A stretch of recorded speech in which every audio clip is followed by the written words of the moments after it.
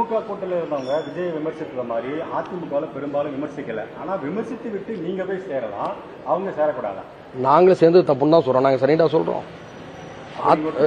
நான் சொல்றேன்ல, மதச்சார்பற்ற முற்போக்கு கூட்டணியில் போட்டியிட்டு விட்டு அந்த கட்சிகள் தனித்தனியாக முடிவெடுத்திருக்கிறாங்க. அது அவர்களுடைய தனிப்பட்ட முடிவு. நான் விசிக எடுத்த முடிவையோ ஐயுஎம்எல் எடுத்த முடிவையோ அவங்களுடைய உள்விவகாரத்தையோ நான் விமர்சிக்க நான் தயாராக இல்லை. ஏன்னா எங்களுடைய நட்பு சக்திகள் அவங்க எந்த கூட்டணிக்கு போனாலும் நாங்களாம் சிபிஎம் சிபிஐ விசிக ஐயுஎம்எல் நட்பாகத்தான் நாங்கள் இருப்போம். அந்த அடிப்படையில் இவங்க திமுக தலைவர் என்ன சொல்லிட்டாங்க, எந்த கட்சிக்கும் இவங்க கூட்டணியில் கூடிய எந்த கட்சிக்கும் எந்த முடியும் சுதந்திரமா இருக்கக்கூடிய உரிமை உண்டுன்னு சொன்னாங்களா இல்லையா? அந்த அடிப்படையில் போயிட்டாங்க. இதுல சிபிஐயும் சிபிஎம்மும் வெளியிலிருந்து ஆதரிப்பதாக சொல்லியிருக்கிறாங்க. அதுக்கான காரணங்கள் நியாயமானது. ஆனா இவங்க ரெண்டு பேரும் எங்க கட்சியுடைய தலைமை நிர்வாகம் இப்படி முடிவு பண்ணிருக்கு, நாங்க ஆட்சியில போறோங்கிறாங்க, போய் சேர்ந்திருக்கிறாங்க. அது சம்பந்தப்பட்ட விமர்சனங்களை இது போன்ற கேள்விகளை நீங்க அவங்ககிட்ட தான் எடுப்பணும். நாங்க நேச சக்தியா இருக்கிறதுனால நாளைக்கு மீண்டும் அவங்க முகத்தை நாங்க சந்திக்க போறோம். போனவங்க அங்கேயே இருப்பான்னு அர்த்தம் இல்ல, மீண்டும் எங்கிட்ட தான் திரும்பி வர போறாங்க. அதனால நாங்க அதிகமாக விமர்சிக்கல. இந்த கேள்விகளை அவங்கள்ட்ட கேட்டு அவங்ககிட்ட பதில பெற்றா பொருத்தமா இருக்கும். இப்ப சொல்லிட்டு ஒரு 10 நிமிடமா பேசுறீங்க, உங்க வார்த்தைகள்ல கொஞ்சம் தெளிவு இருக்குது, விமர்சனங்கள் கூட மரியாதையா இருக்குது. ஆனா ஒரு சில தலைவர்கள் கடுமையான விமர்சனங்கள் வார்த்தைகளை பதிவு செய்யறாங்க.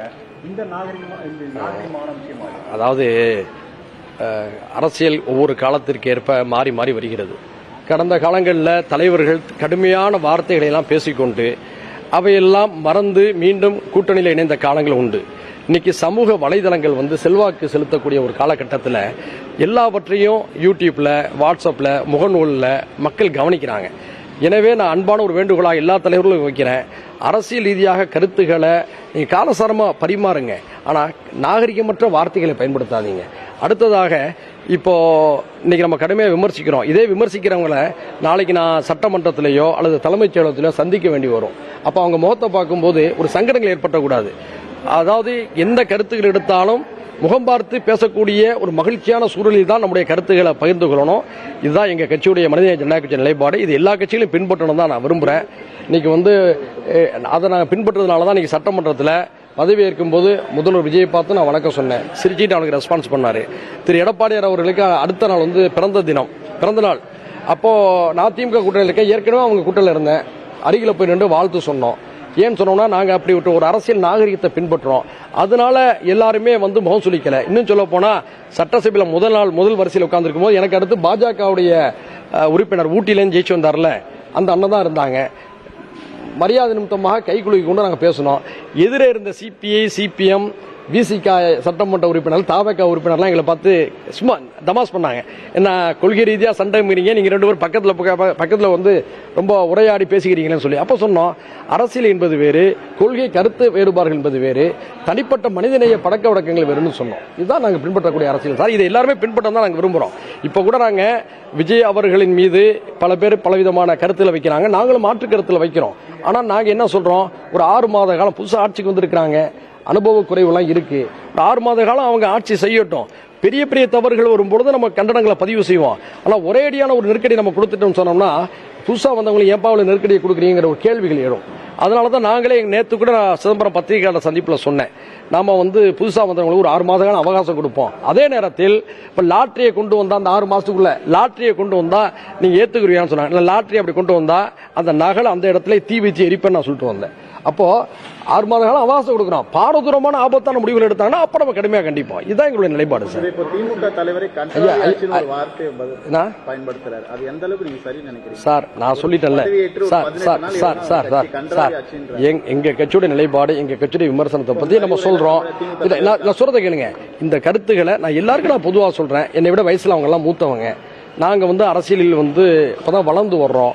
எங்களுடைய கட்சியும் 11 வருட கட்சி, எங்களுடைய வயதும் குறைவான கட்சி. நாங்க மூத்த தலைவர்கள் தமிழ்நாட்டில் ஒரு விண்ணப்பத்தை தான் வைக்க முடியும். அதற்காக நாங்க சொல்ற அறிவுரை நீங்க ஏற்றுக்கொண்டு சொல்றது அவ்வளவு பண்பாக இருக்காது சார். தொடர்ந்து சொல்லிட்டு வரீங்க, நம்ம 6 மாதம் காத்திருக்கலாம். பதவியேற்று 25 கொலைகள் நடக்கிறது, அதில் இரட்டை கொலைகள் ஒரு 4 நடக்குது. இப்போ சட்டம் ஒழுங்கு சரியா இல்லைன்னு பல விமர்சிக்கிறாங்க. நீங்க எப்படி பார்க்கணும்? அதாவது நாம 6 மாத காலம் அவகாசம் எப்படி கொடுக்கணும்னா, காமராஜர் அவர்கள் ஆட்சியை இழந்து திமுக ஆட்சிக்கு வந்த நேரத்தில் அவர் அழகான வார்த்தையை சொன்னார். புதுசாக ஆட்சிக்கு வந்திருக்கிறாங்க, ஒரு 6 மாத காலம் உங்களுக்கு தேனிலவு காலமாக இருக்கட்டும், விமர்சிக்க வேண்டாம்னு சொன்னாங்க. அது ஒரு நல்ல பண்பு. அந்த காமராஜருடைய அந்த பார்வையை தான், அந்த கருத்தை தான் இப்போ இந்த நேரத்திலையும் கூட இந்த அரசுக்கு நம்ம சொல்றோம். அதே நேரத்தில் இப்போ நீங்க சுட்டி காட்டினீங்க இல்லையா, இவ்வளவு கொலைகள், இரட்டை கொலைகள், பாலியல் துன்புறுத்தல்கள், இதையெல்லாம் நம்ம வேடிக்கை பார்க்கல, கடுமையாக கண்டிக்கிறோம், உரிய நடவடிக்கை எடுங்கிறோம். லா அண்ட் ஆர்டர் விஷயத்தில் சமரசம் தேவையில்லை. ஆட்சியில் மாறினாலும் காவல்துறை சிஸ்டம் அதுதானே, சட்டம் ஒன்று தானே. டிஜிபியா தான் இருக்காரு, உளவுத்துறையில் இருக்கவங்க உளவுத்துறையா தான் இருக்காங்க. ஆட்சிகள் முதலமைச்சர்கள் மாறினாலும் கூட இவர்களுக்கு சில அதிகாரம் இருக்கு. அதை எப்போதுமே அவங்க மெயின்டைன் பண்ணணும். அதுல ஏன் கோட்டை உரிங்கிறது தான் நம்முடைய கேள்வி. இந்த ஒண்ணுக்காகவே எல்லாத்தையும் நம்ம குறை சொல்ல முடியாது, கொஞ்சம் நடுநிலையா போகணும். அதே சமயத்தில் தப்புன்னு சுட்டி காட்டணும்னு சொல்றோம். உதாரணத்துக்கு இந்த குதிரை பேரத்தை நாங்கள் அடிச்சு பேசுறோம், ஏதாவது தப்புங்கிறோம். தாவேக்கா எல்லாரையும் தீய சக்தின்னு சொன்னாங்க. விஜய் கடுமையான முறையில் விமர்சிச்சார், நாங்க மட்டும் தான் தூய்மையானோம்னு சொல்லி. அப்படி எல்லாரையும் தீய சக்தின்னு சொல்லிட்டு நாங்க மட்டும் தான் தூய சக்தின்னு சொன்ன நீங்க இப்படிப்பட்ட அரசியல் சீரழிவு கலாச்சாரத்தை ஏற்படுத்தலாமா? இன்னொன்று நான் கேட்கிறேன், உங்களுக்கு போதிய பெரும்பான்மை கிடைச்சிருக்கீங்க. மதச்சார்பற்ற முற்போக்கு கூட்டக்கூடிய கட்சிகளை நாகரிகமான முறையில், வெளிப்படையான முறையில் உங்களுக்கு ஆதரவு கொடுத்துருச்சு. அதை வைத்துக்கொண்டு திருப்தியா நீங்க ஆட்சி நடத்திட்டு போங்களேன். புதுசா ஒரு தேர்தல் வரதை யாராவது சொன்னாங்களா? நீங்க நல்லதுமா ஆட்சி செய்யுங்க தான் எல்லாரும் சொன்னாங்க. எதுக்கு நீங்க அண்ணா திமுக இருக்கு பிரிஞ்சு வரவங்களை ஊக்கப்படுத்துற மாதிரியா அவங்க ராஜினாமா பண்றாங்க, தலைமைச் செயலகத்தை உறுப்பினர் கடை கொடுக்குறீங்க? இதெல்லாம் நல்ல போக்காங்க. இது அவங்களோட பேர் தான் கெடுது. அதாவது சூப்பர் ஸ்டார் ரஜினிகாந்த் சமீபத்தில் சொன்னார் இல்லையா, அந்த தொண்டர்கள் செய்யக்கூடிய தப்பு விஜயை தான் பாதிக்குன்னு சொன்னாங்க. அவங்க கட்சியினர், 2ஆம் நிலை தலைவர்கள், அமைச்சர்கள் பண்ணக்கூடிய தப்பு இதெல்லாம் முதல்வர் ஜோசப் விஜய் அவர்கள் தான் கடுமையாக பாதிக்கும். அவரை நம்பின மக்களுக்கு இது பெரிய கெட்ட பேர் தான் ஏற்படுத்தும். நாங்க மாறி நிக்கிறோம், எங்க அணி வேற, உங்க அரசியல் நாங்க எதுக்குறோம், மிக கடுமையா நாங்க 6 மாசத்துக்கு அப்புறம் எடுப்போம், அதெல்லாம் வேறு விஷயம். ஆனா நியாயமான நல்ல விஷயங்களை ஒழுங்கா கொண்டு போங்க நம்ம சொல்றோம்.